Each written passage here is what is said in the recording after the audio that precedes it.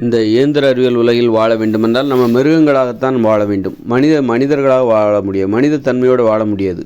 நம்ம மிருகங்களாக மாறிவிட வேண்டும், பேய்களாக மாறிவிட வேண்டும், பிசாசுகளாக மாறிவிட வேண்டும். ஈவு இரக்கம் கருணை எதுவும் இல்லாதவர்களாக நாம் மாறிவிட வேண்டும். அன்பு பாசம் எதுவும் இல்லாதவர்களாக ஒரு இயந்திரங்களாக மாறிவிட வேண்டும்.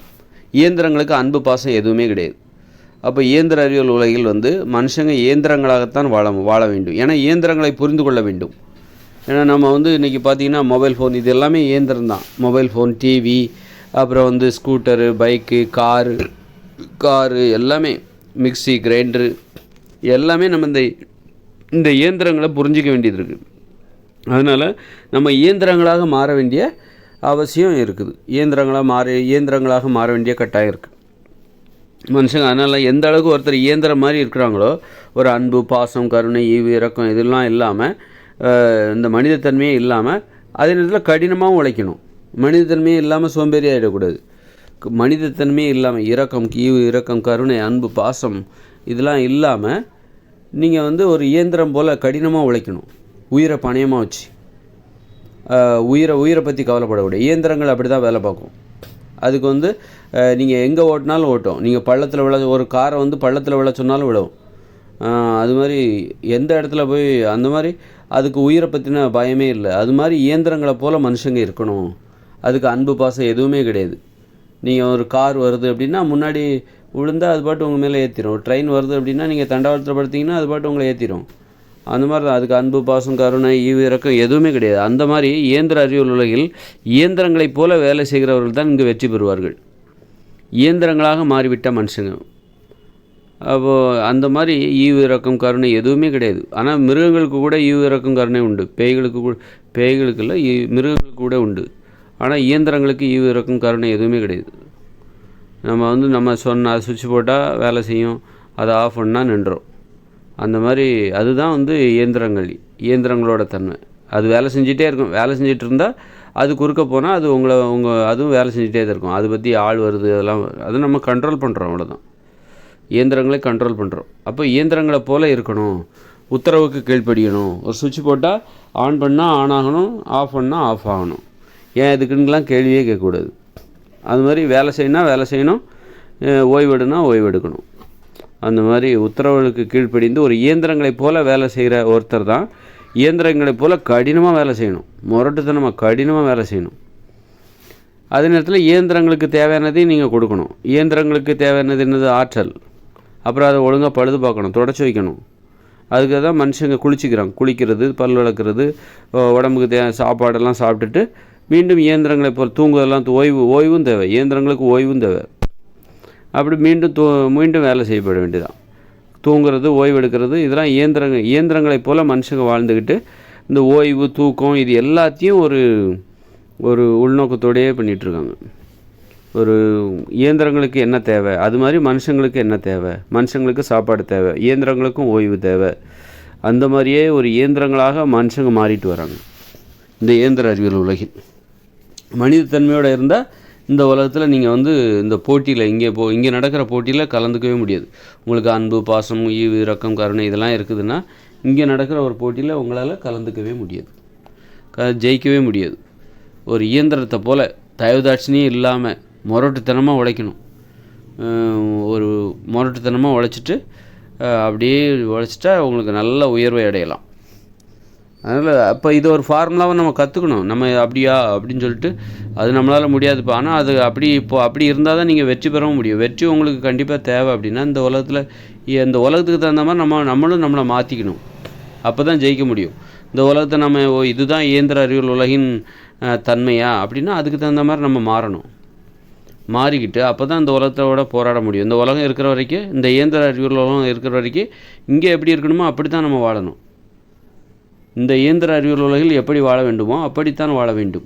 இயந்திரங்களைப் போல வாழ வேண்டும். அன்பு பாசம் கருணை ஈவு இரக்கம் அப்படின்லாம் இல்லாமல் அதுக்கெல்லாம் ஏங்காமல் சுவிட்ச் போட்டால் வேலை செய்யணும், ஆஃப் பண்ணால் ஆஃப் ஆகணும். அந்த மாதிரியான ஒரு தன்மை நம்மக்கிட்ட இருக்கணும். ஆனால் வேலை செஞ்சிட்டே இருக்கணும், பயமே கூடாது. அந்த உயிரை பற்றின பயம். ஒரு அடிமை போல் இயந்திரங்கள் ஒரு அடிமை. இயந்திரம் என்பது ஒரு அடிமை தான்.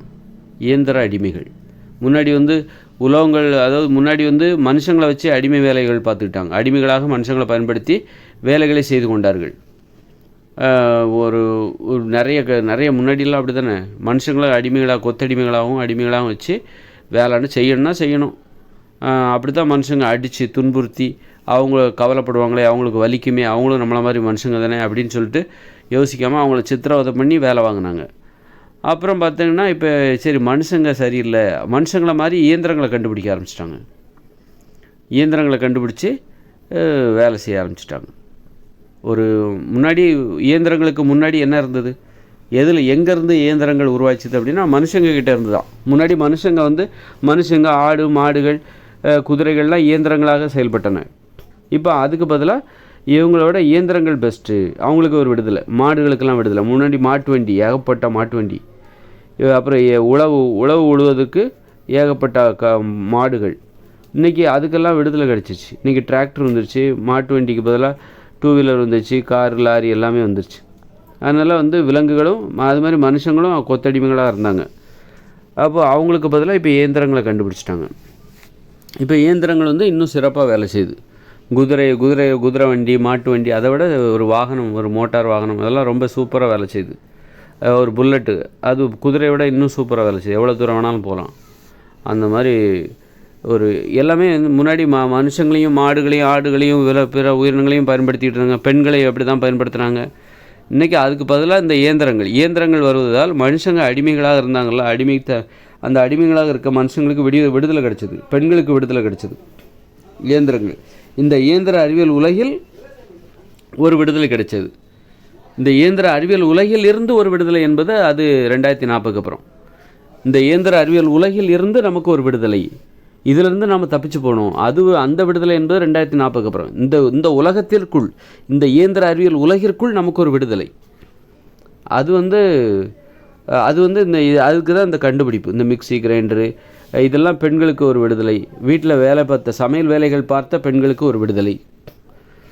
அல்லது பெண்கள் தான் பெரும்பாலும் சமைக்கிறாங்க, அப்போ பெண்களுக்கு தான் அது ஒரு விடுதலை கொடுத்துருக்கு. கஷ்டப்பட வேண்டாம், கஷ்டப்பட்டு சமைக்க வேண்டாம், ஈஸியாக சமைக்கலாம் அப்படிங்கிறதுக்கு இந்த இயந்திரங்கள் மூலமாக மிக்சி, கிரைண்டரு, கேஸ் அடுப்பு இதெல்லாம் ஒரு விடுதலையை கொடுத்துச்சு. அந்த மாதிரி எல்லா கண்டுபிடிப்புகளுமே இங்கே உள்ளவங்களுக்கு, மனுஷங்களுக்கு ஒரு விடுதலையை தான் கொடுக்குது. அடிமைப்படுத்தப்பட்டு வந்த மனுஷங்களுக்கு ஒரு விடுதலையை கொடுத்தது. இன்றைக்கி ஒரு புல்டோசர் மூலமாக மண் அள்ளி கொட்டுறாங்க, பள்ளம் நோண்டுறாங்க. இதெல்லாம் அந்த புல்டோசர்லாம் இல்லைன்னா மனுஷங்க தான் அந்த வேலை செய்வாங்க. சரியான கடுமையான வேலை இல்லை, உடல் உழைப்பு. அதனால் உடல் உழைப்பு அவங்களுக்கு கிடைக்குதுன்னு அந்த மாதிரி உடல் உழைப்பு தேவையில்லை. மனுஷங்களுக்கு மனுஷங்களாம் மென்மையானவர்கள். ஒரு அதிகமாக வெயிட்டே தூக்கக்கூடாது, வெயிட்டெல்லாம் ஒரு அளவுக்கு மேலே தூக்கக்கூடாது. அப்போது இந்த மாதிரி மனுஷன் கஷ்டப்பட்டு உழைக்கிறதெல்லாம் உடல் உழைப்பு, அது உடம்புக்கு நன்மை அப்படின்லாம் சொல்லவே கூடாது. அது மாதிரி மூட்டை தூக்குறது, அரிசி மூட்டை தூக்குறது, அதெல்லாம் தூக்கவே கூடாது. அந்த மாதிரி ஒரு மென்மையாக வாழ வேண்டிய மனுஷங்க எப்படி மனுஷங்க வாழணும்னு தெரிஞ்சுக்கிட்டா அப்போ நாம் வாழ்கிற வாழ்க்கை எவ்வளோ கொடூரமானதுன்னு தெரியும். ஒரு யானையாக இருந்தால் கூட அது மூட்டையெல்லாம் தூக்கக்கூடாது, பெரிய மூட்டையோ சுமையோ தூக்கக்கூடாது அப்படின்னு. அது ஒரு கிளைய, ஒரு மரத்தை ஒடிக்குமே தவிர ஒரு பெரிய மரக்கட்டை கிளையை தூக்கிட்டு போகிறதுலாம் அது மனுஷங்க செய்கிற வேலை. ஒரு யானையை பயன்படுத்தி தும்பிக்கையால் பெரிய பெரிய மரக்கட்டைகளை தூக்குறாங்க. அது மனுஷங்க அதை அடிமையாக பயன்படுத்துகிறாங்க.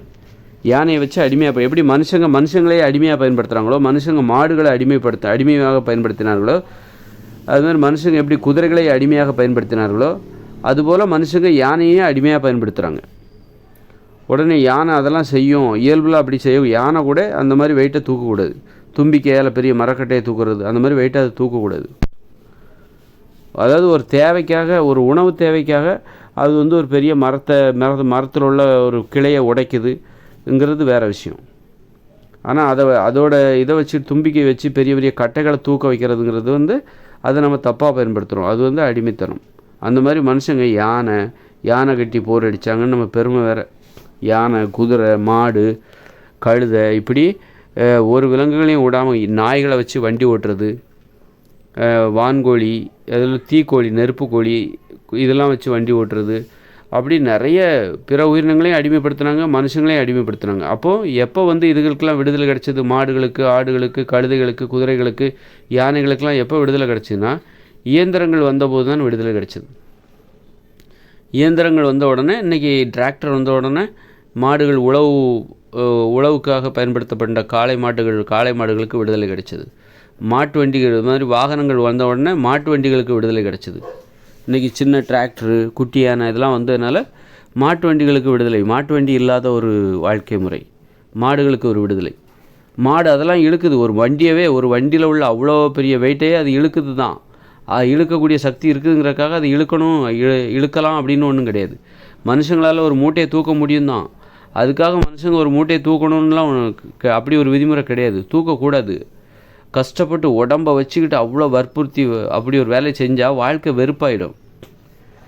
உடம்பை வற்புறுத்தி, அதாவது நம்ம ஒரு எளிதான வேலையை தான் செய்யணும். நடக்கிறோம், ஓடுறோம், வேணால் ஒரு 4-5 கிலோ வெயிட்டை கையில் தூக்கிக்கலாம். வெயிட்டையே தூக்கக்கூடாதுன்னு அப்படியெல்லாம் வாழ முடியாது. ஒரு 4-5 கிலோ வெயிட் வேணால் கையில் தூக்கிக்கலாம். அதுக்கு மேலே தூக்கக்கூடாது எப்போவுமே. அதனால் வெயிட்டு அப்போ அது ஆடு மாடு இது எல்லாமே, யானை கூட தூக்கக்கூடாது. யானை அதோட வெயிட்டுக்கு ஒரு 25 கிலோ வேணால் தூக்கலாம். அதுக்கு மேலே அது தூக்கக்கூடாது. இதுதான் விதிமுறை.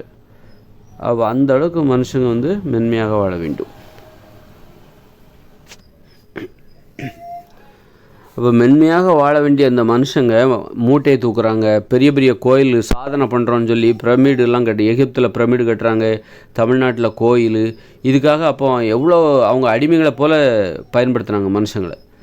சாட்டை கொண்டுலாம் அடித்தாங்க. இப்போ தண்டவாளத்தை போட்டாங்க. அமெரிக்கா என்ன பண்ணாங்க, அமெரிக்காவில் அந்த கருப்பின மக்களை ஆப்பிரிக்காவிலேருந்து கூட்டிகிட்டு தண்டவாளம் போட்டாங்க, ரயில்வே தண்டவாளம். அப்போ அதை போடுவதற்கு பயன்படுத்தப்பட்டவர்கள் ஆப்பிரிக்காவில் உள்ள அந்த பழங்குடி மக்கள் தான், கருப்பு நிற பழங்குடி மக்கள்.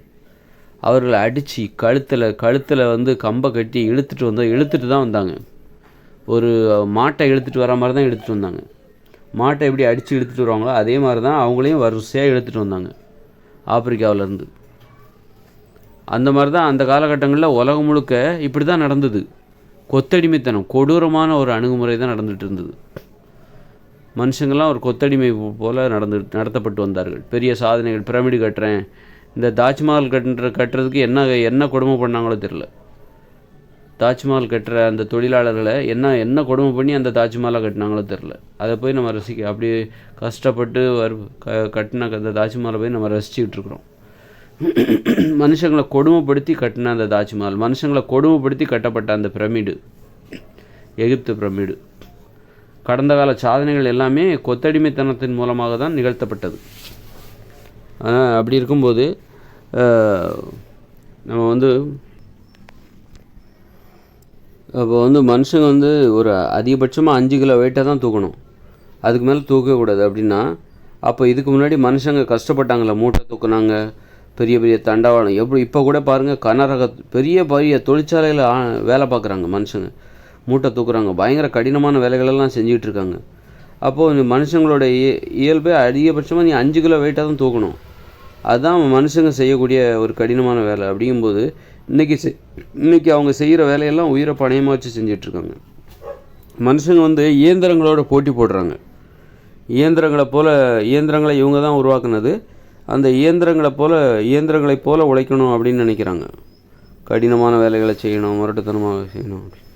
அப்போது இப்படி மனுஷங்க கடந்த காலங்களில் இயந்திரங்கள் இல்லாத உலகத்தில் கொத்தடிமைகளாக வேலை பார்த்தாங்களா. இயந்திரங்கள் கண்டுபிடிச்ச உடனே இந்த இயந்திர அறிவியல் உலகில் ஒரு விடுதலை மனுஷங்களுக்கு கிடச்சிக்கிட்டே வருது. இயந்திர அறிவியல் உலகில் ஒரு விடுதலை. நீங்கள் மூட்டை தூக்குறதுக்கெல்லாம் மிஷின் வந்துருச்சு, அதனால் மனுஷங்களுக்கு கொஞ்சம் விடுதலை. இப்படி நிறைய எல்லாமே மனுஷங்களுக்கு விடுதலை என்பது இயந்திரங்கள் மூலமாக இயந்திர அறிவியல் உலகில் தான் கிடைச்சிட்ருக்கு. இயந்திர அறிவியல் உலகத்தில் இருந்தே நமக்கு ஒரு விடுதலை வேணும்னா அது 2040 தான். அப்போ இந்த இயந்திர அறிவியல் உலகமே அழிய தொடங்கிவிடும். அதன் பிறகு இந்த இயந்திர அறிவியல் உலகத்திலிருந்தே நமக்கு ஒரு விடுதலை கிடச்சிரும். அதன் பிறகு நம்ம எளிமையாக வாழ போகிறோம். குடிசையில் வாழ்ந்துட்டோம் அப்படின்னா நம்ம கஷ்டப்பட்டு உழைக்க வேண்டிய அவசியம் இல்லை. நீ கஷ்டப்பட்டு முரட்டுத்தனமாக மூட்டை தூக்குறது, இந்த மாதிரி மூட்டை தூக்குறது, உயிரை பணயமாக வச்சு உழைக்கக்கூடாது. அப்படின்னா நீ எளிமையாக வாழணும், குடிசையில் போய் வாழணும், விவசாயம் தான் பண்ணணும். அப்படி பண்ணாக்கா நீ வாழ்க்கையில் இந்த மாதிரி கொத்தடிமைகளாக இருக்க வேண்டிய அவசியம் இல்லை, மென்மையானவர்களாக இருக்கலாம். மென்மையாக இருக்கும்போது தான் நீ அன்பு பாசம்லாம் உனக்கு என்னன்னு தெரியும். நீ மூட்டை தூக்குறது, ரொம்ப முரட்டுத்தனமான வேலையை செய்கிறது, உயிரை பணயமாக வச்சு லாரி ஓட்டுறது, பஸ் ஓட்டுறது, இப்படியெல்லாம் பண்ணால் உனக்கு வந்து ஒரு அன்புன்னா என்ன, பாசம்னா என்னன்னே தெரியாமல் போயிடும். ஒரு உயிரை பணயமாக வைக்கக்கூடாது. உயிர் உனக்கு மேலானதாக தெரியணும். உனது உயிரை நீ முதல்ல நேசிக்கணும். அப்போ தான் மற்ற உயிரை நீ நேசிப்ப, மற்றவங்களோட உயிரை நீ நேசிப்ப. உனது உயிரை நேசிக்க வேண்டும், உனது வாழ்க்கையை நேசிக்க வேண்டும், உனது உடலை நீ நேசிக்க வேண்டும். அப்போ உன் வாழ்க்கையும் உன் உடலையும் உன் உயிரையும் நீ நேசித்தாதான் மற்றவங்களோட உடலையும் உயிரையும் வாழ்க்கையும் நீ நேசிப்ப. ஆனால் நீ உயிரை பணயமாக வச்சிடல. நீ ஒரு தொழில் செய்கிற, இங்கே இயந்திர அறிவியல் உலகில் உள்ள வேலைகள் அத்தனையுமே உன் உயிரை பணயமாக வச்சு செஞ்சிட்ருக்க. பஸ் ஓட்டுறது, கார் ஓட்டுறது, பைக் ஓட்டுறது, அப்புறம் கர்நாடக தொழிற்சாலைகளில் வேலை பார்க்குறது, இப்படி ஏகப்பட்ட உயிரை பணயமாக வச்சு தான் ஃபுல்லாக எல்லா வேலையும் உயிரை பணயமாக வச்சு தான் செஞ்சிட்ருக்காங்க. அப்படி இருக்கும்போது உனக்கு உயிரை எப்படி நேசிக்க வைக்கணும்? நீ உயிரையே அடகு வச்சுட்ட. பணத்தை சம்பாதிக்கிறதுக்காக உன் உயிரையும் உடம்பையும் ஆரோக்கியத்தையும் அடகு வச்சுட்ட. இப்போ வந்து அதிகப்படி இந்த உலகத்தில் வாழ்கிறதுக்கு அதிகப்படியான வலிமை தேவை. அதுக்காக தானிய உணவுகளை சாப்பிட்ற, மாமிச உணவுகளை, உப்பு போட்டு சமைச்ச உணவுகளை சாப்பிட்ற. அதனால உடம்புல நோய் தான் வரும்.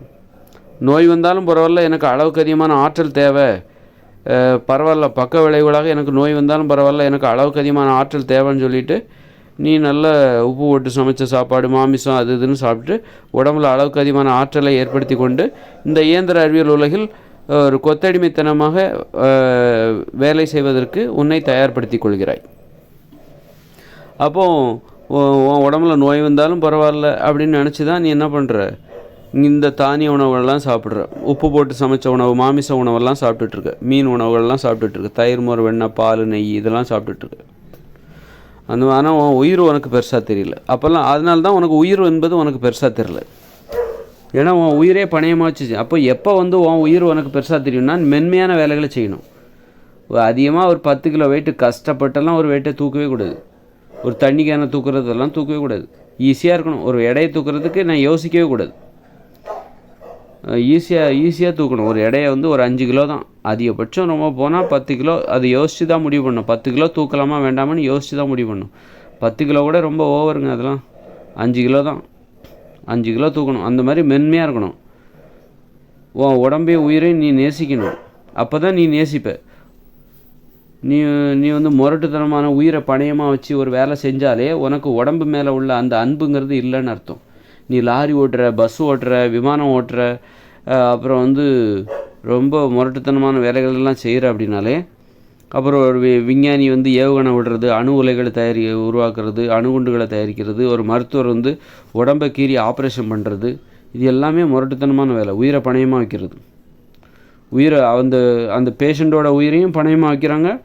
அந்த மருத்துவர்கள், சப்போஸ் அந்த மருத்துவர்கள் வந்து அந்த ஆப்ரேஷன் ஃபெயிலியராக போச்சுன்னா சொந்தக்காரங்க விட மாட்டாங்க, கேள்வி கேட்பாங்க. எப்படி இறந்து போனார், இறந்து போகிறதுக்கு வாய்ப்பே இல்லை, நீங்கள் தான் ஒழுங்காக ட்ரீட்மெண்ட் கொடுக்கலான்னு சொல்லி அது வேறு பயந்துக்கிட்டே இருப்பாங்க. இப்படி உயிரை பணயமாக வச்சு தான் எல்லாருமே வேலை பார்த்துட்ருக்காங்க. அப்போ எப்படி நீ வந்து ஒரு உயிரை நீ நேசிக்க முடியும்? நீ உயிரை பணயமாக வைக்க முடியாது. மென்மையாக இருந்தால் தான் உயிரை நேசிக்க முடியும். நீ லாரி ஓட்டுற, பஸ் ஓட்டுறன்னா எப்படி ஒரு உயிரை நீ நேசிப்ப? உன்னுடைய கவனம் எல்லாமே விபத்து ஏற்படாமல் வண்டி ஓட்டணுமே, அப்படி தான் நீ உனக்கு இருக்குமே தவிர, மற்றபடி அந்த உயிரோட அதை நேசிக்கணும், அந்த அன்பு செலுத்தணும் அப்படிங்கிறதுலாம் உனக்கு வரவே வராது. அப்போ அதெல்லாம் வரணும் அப்படின்னா நீ மென்மையானவராக இருக்கணும். உனக்கு எந்த பெருசாக இந்த இயந்திர அறிவியல் உலகத்துக்குன்னு ஒரு திறமை இருக்குது. அந்த திறமை உனக்கு இருக்கவே கூடாது.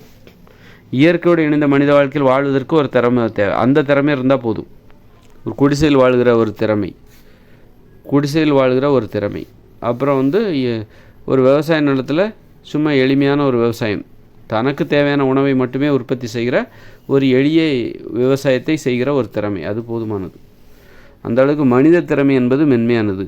நீ மென்மையாக இருந்தால் தான் உனக்கு அன்பு, பாசம் எல்லாமே இருக்கும். உனக்கு பெருசாக தெரியும். அன்புங்கிறது உனக்கு பெருசாக தெரியும். யாருக்கு பாருங்கள், நல்லா கவனித்து பாருங்கள், யாருக்கு அன்பும் பாசமும் குடும்பம் ஒற்றுமை இதெல்லாம் பெருசாக தெரியும்னா இந்த மென்மையாக இருக்காங்க பாருங்கள், எளிமையாக வாழ்கிறாங்க பாருங்கள், அவங்களுக்கு தான் இந்த அன்பு, பாசம், குடும்பம் இதெல்லாம் பெருசாக தெரியும். மற்றபடி உயிரை பணயமாக வச்சு வேலை பார்க்குறவங்ககிட்ட நிறைய பணம் இருக்கும், ஆனால் அவங்களுக்கு அந்த உயிர்களோட இது தெரியாது. உயிர்கள் அன்பு, பாசங்கிறதே அவங்களுக்கு இருக்காது. அவங்களுக்கு அதெல்லாம் பெருசாக தெரியாது. ஈவு, இரக்கம், கருணை இதெல்லாம் பெருசாக தெரியாது. இயந்திரங்களாகி விடுவார்கள். ஏன்னா இயந்திரங்களைப் போல அவர்கள் வாழ்ந்தால்தான், இயந்திரங்களைப் போல உழைத்தால்தான் அவர்களால் நிறைய பணத்தை சம்பாதிக்கவே முடியும், பெரிய பெரிய பணக்காரங்களாக ஆக முடியும். பெரிய இயந்திரங்களைப் போல உழைத்தால்தான் அவர்கள் பெரிய விஞ்ஞானிகளோ டாக்டரோ அவங்களாம் ஆக முடியும். அவங்களுக்கெல்லாம் அன்புங்கிறது இருக்காது. ஒரு விஞ்ஞானிகளுக்கு, ரொம்ப படித்தவங்களுக்கு, விஞ்ஞானிகளுக்கு, அரசியல்வாதிகளுக்கு, பெரிய பெரிய சாதனையாளர்களுக்கெல்லாம் அவருக்கெல்லாம் அன்பு பாசம்லாம் இருக்குது, சுத்தமாக இருக்காது. அவங்களாம் ஒரு இயந்திரங்களைப் போன்றவர்கள். அவர்களுடைய சுயநலனுக்கு அவங்க என்ன வேணாலும் பண்ணுவாங்க. ஒரு சர்வாதிகார மனப்பான்மை உடையவர்களால் அவர்கள் இருப்பார்கள். அதில் யாருக்கு அன்பு பாசங்கிறது இருக்குன்னா மென்மையானவர்களுக்கு தான் இருக்கும்.